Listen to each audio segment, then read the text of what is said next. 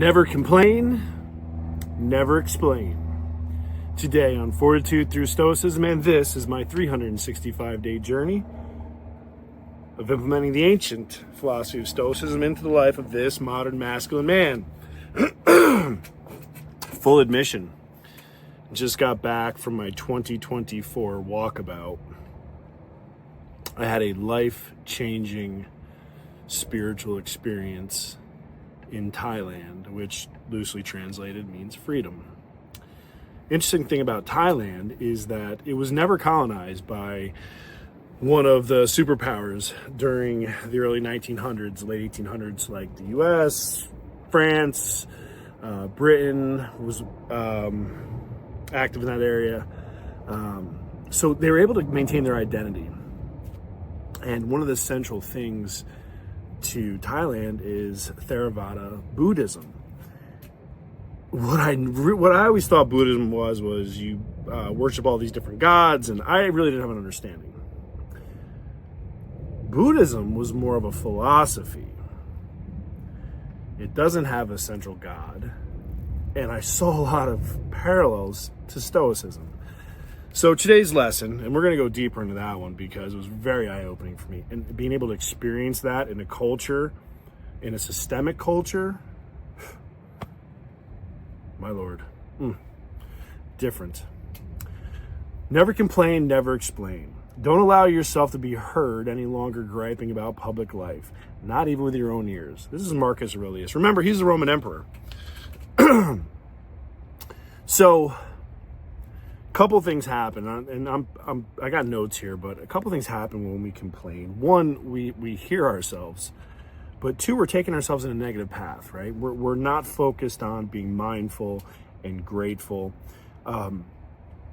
So what happens is, not only do even the most fortunate of us complain. I mean, I really try. I'm really trying to be mindful, but God, the plane's late. This sucks. This is one of the most hardest things, right? Because again, I see these things, and my natural response is to identify and correct instead of accept some of these things, or be mindful of it and be curious of why these emotions are arising, as Buddhism kind of looks at. Very interesting. So Marcus was a reluctant leader. And again, heavy is the burden of leadership. So complex are the decisions, right? But we also have to remember we're given that special gift of leadership that if we complain, everyone else down the chain of command is going to complain, right? So what Ryan Holiday is talking about here is, where does that complaining get you? Does it ever get you anywhere? No, right? It's just wasting energy. It's a negative state of mind. And he quotes British Prime Minister Benjamin Disraeli, who said, "Never complain, never explain." He said this because, like Marcus, he knew the burdens of responsibility were immense. It's so easy to complain about this or that, or to try and make excuses and justifications for the things that you've done. But does that really lighten the load any? And I notice a lot when I'm traveling, right? If someone has a shitty experience, I want to tell everyone about it. Here's the reality, man. Everyone has a shitty experience traveling, right? It's part of the deal. Because you were on a plane with about 200 other people.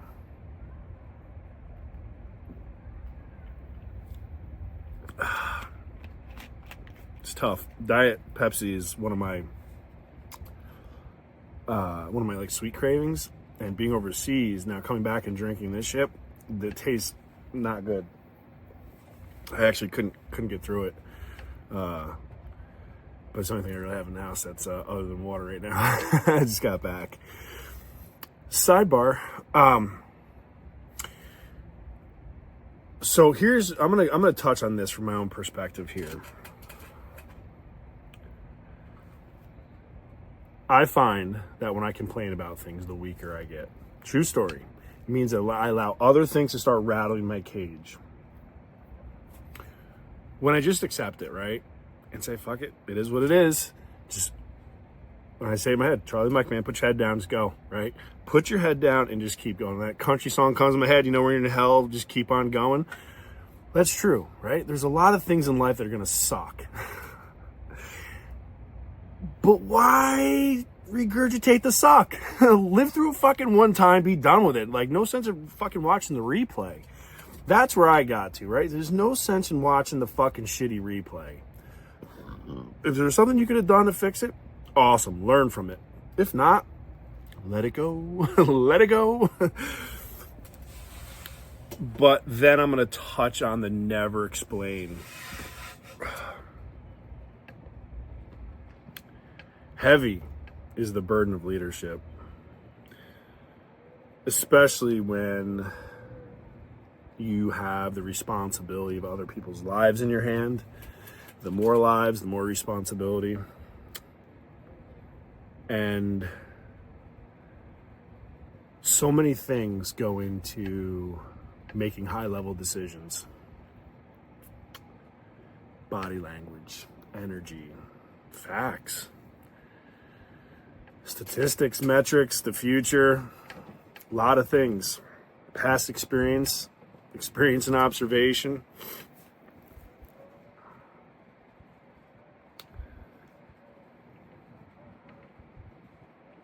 It does no good to spend the time explaining how you got to a decision. No one will ever understand. They couldn't possibly, because they don't have all the facts. And now the wind's picking up. I get frustrated when I made a leadership decision and I feel like I have to explain myself. Here's the thing, I fucking own it. I'm not going to pass the buck to anyone. If it goes south, I'm going to fix it because I'm the one that made the fucking decision, right? That's what ownership looks like. And that's what responsibility looks like. But one of the things I'm really trying to do is I'm trying to stay away from the negative. It's really hard for me because I see things, patterns.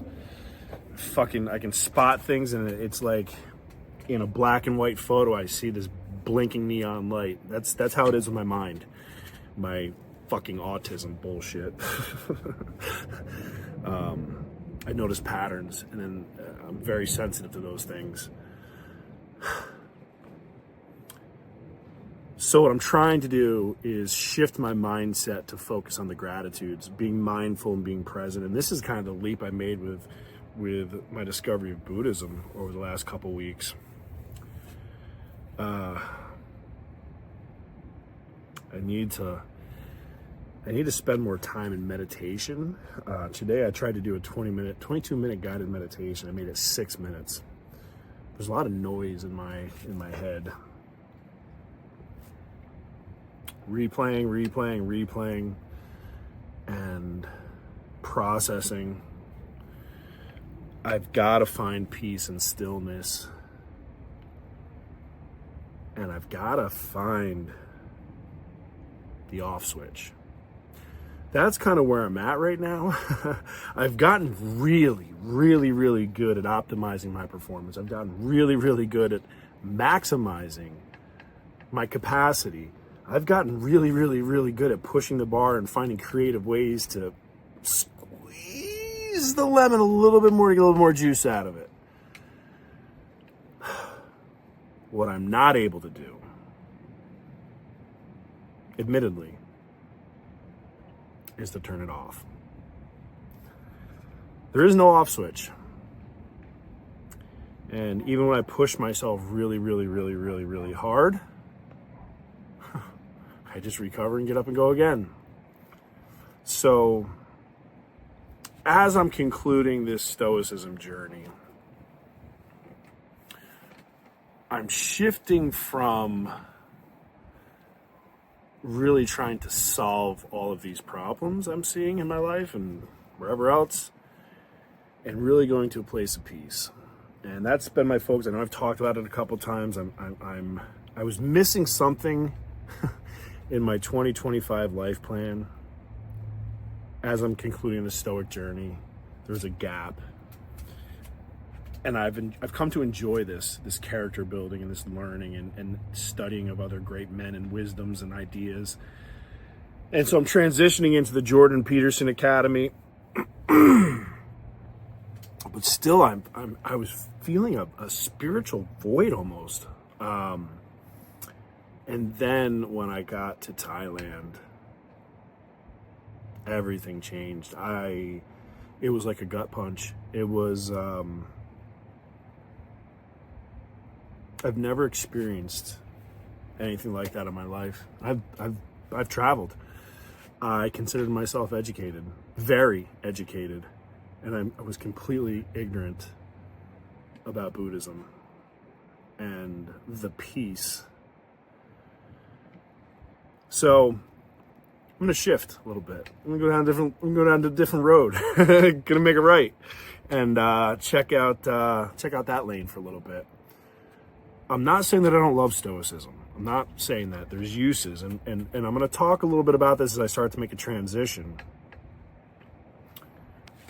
because I'm finding the bits and pieces that I can implement in my life, and then I'm finding the bits and pieces that are completely absurd. And there are bits and pieces, right? Like with anything else. I mean, remember, we're talking a philosophy that dates back 2,500 years, so does Buddhism.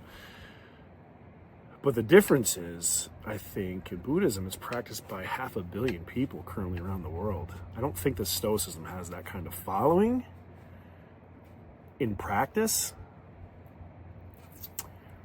And I don't know that peace is really the goal. I mean, they talk about eudaimonia with Stoicism and this acceptance. But as Jonathan Bai, or B, or I don't know how you pronounce his name, that lecture I've been kind of following a little bit, he talked about Stoicism as a coping mechanism. And initially I was like, whoa, bro, pump the fucking brakes. But as I'm continuing down that path, I can objectively see it has some merit. It really does have some merit. Interesting. This has been an interesting life experience for me. I'm nearly all the way through this thing. And if you are watching these to take value from my experience or to take golden nuggets from the Stoicism, keep watching. Because I have such a thirst, an unquenchable thirst for knowledge and experience and information. And I'm fun. I've absolutely fallen in love with this process. So I encourage you to do a deep dive too. Get passionate about it. Do the work yourself, right? Use me as encouragement, because you'll see me doing the work next to you, but find your path and walk your path next to me. It can't look like mine, because we've all had different observations and experiences. We've all had different triggers and traumas. We've all had different things that have shaped our perceptions. But do the work consistently. Do it daily. And again, this loosely follows the power of 100, where if you take, I think it's 100 hours, divide by over the course of a year, it's like 18 minutes a day, whatever that may be, whatever the number is. If you do that, you'll be 95% better than the rest of the population. Whatever it is, I'm loosely paraphrasing. But that's how I'm able to do these things and absorb this information, learn so much. There's a huge difference between ideologies, what you read in a book, right? And observation and experience that you observe with your own eyes and feel with your own body and experience with your own senses.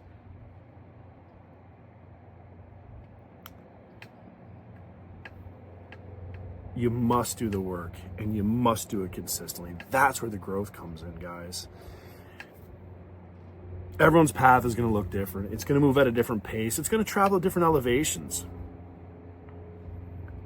But I need you to hear me when I say that if you commit to a path of lifetime learning, focus on your character, focus on being a better person, it's like everything falls in alignment. Everything falls in alignment. On that, I'm just incredibly grateful, incredibly blessed, and I'm loving this experience. On that, time to go.